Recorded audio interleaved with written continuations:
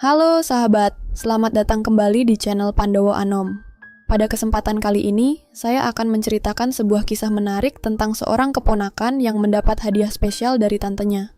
Tanpa berlama-lama lagi, kita simak ceritanya.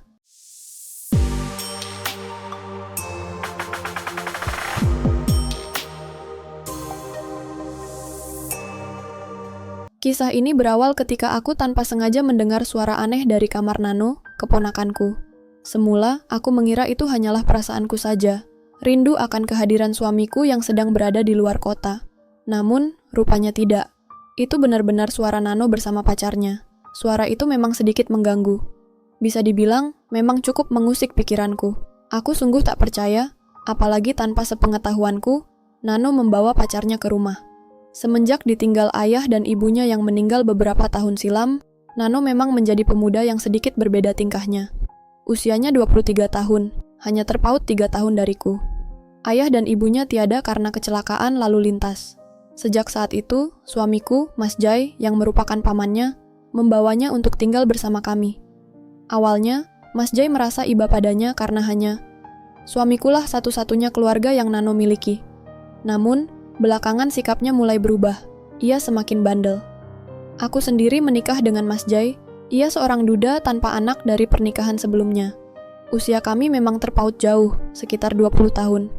Itu pun karena aku dijodohkan oleh mendiang ibuku, karena Mas Jai memang baik pada keluargaku.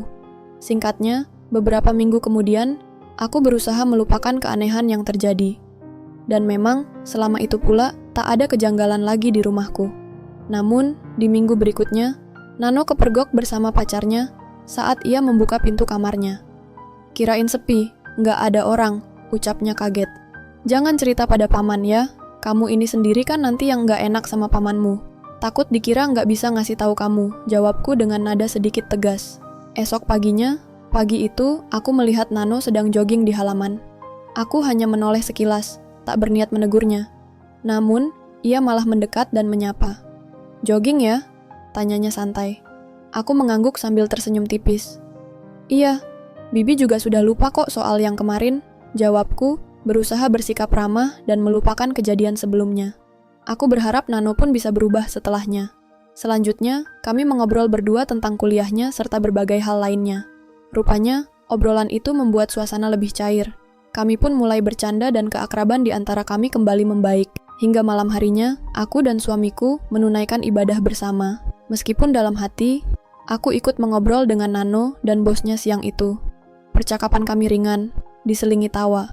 Aku merasa nyaman di rumah, hanya kami bertiga. Intinya, saat itu aku berusaha menjadi bibi, sekaligus orang tua yang baik untuknya. Namun, suatu malam, aku tiba-tiba merasa sepi dan hampa. Entahlah, perasaan kesepian itu datang begitu saja, melanda tanpa alasan yang jelas. Aku bahkan sulit memejamkan mata, alias insomnia. Hingga beberapa menit kemudian, tepatnya pukul 10 malam, kudengar suara motor Nano tiba di halaman rumah.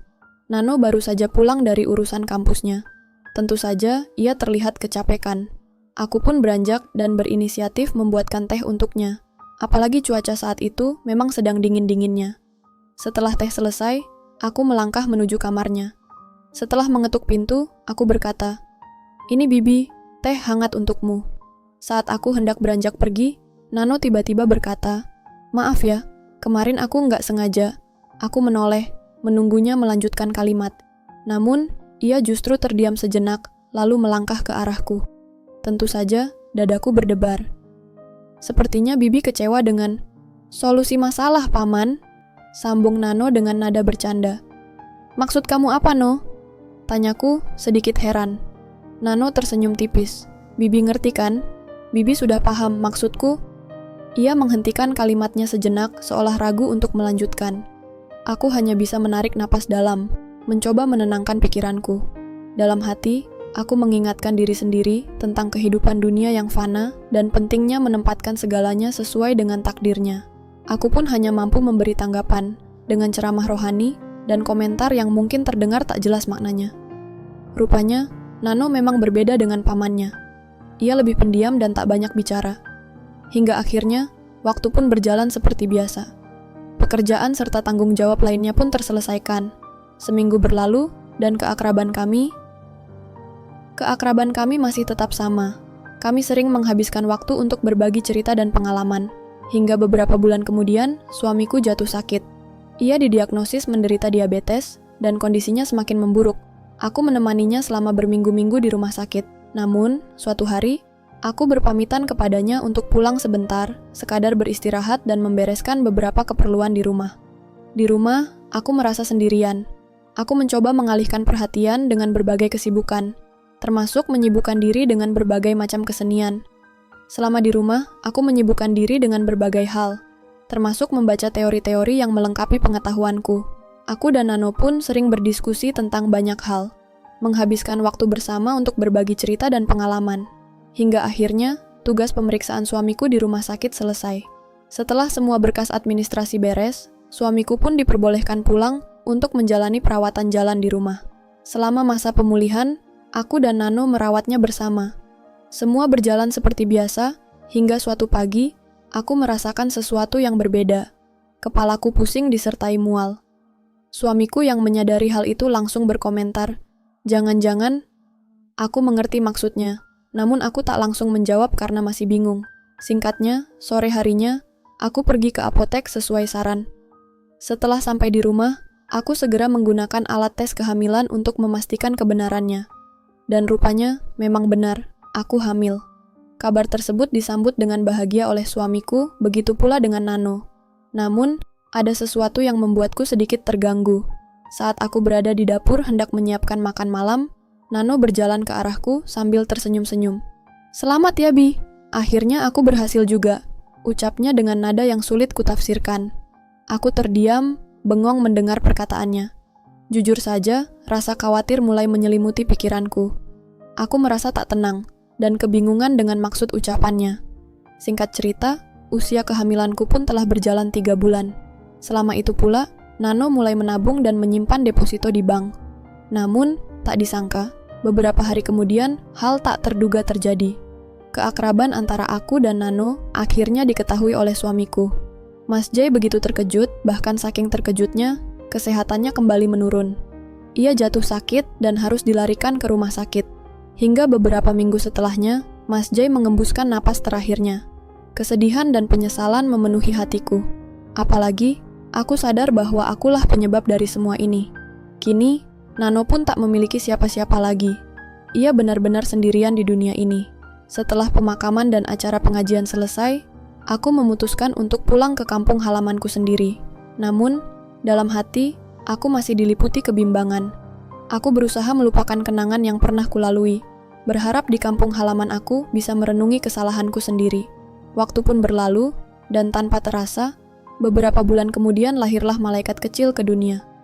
Aku bahagia karena setidaknya kini ada yang menemani hari-hariku selama di sana. Alhamdulillah, ucapku sambil meneteskan air mata haru. Keluarga di rumah pun turut berbahagia. Mereka menyambut kehadiran anggota baru dengan penuh antusias.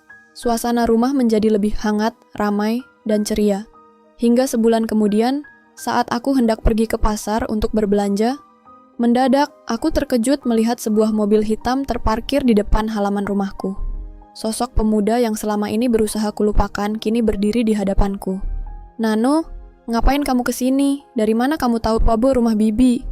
tanyaku, masih tak percaya dengan kehadirannya. Nano menatapku dengan serius. "Sekarang aku sudah berubah, Bi. Aku sudah mandiri. Jujur saja, selama ini aku mencari Bibi kemana-mana." Ia lalu mengeluarkan sebuah amplop dari sakunya. Matanya tampak berkaca-kaca. "Nano punya pesan, surat dari mendiang paman sebelum beliau meninggal dulu."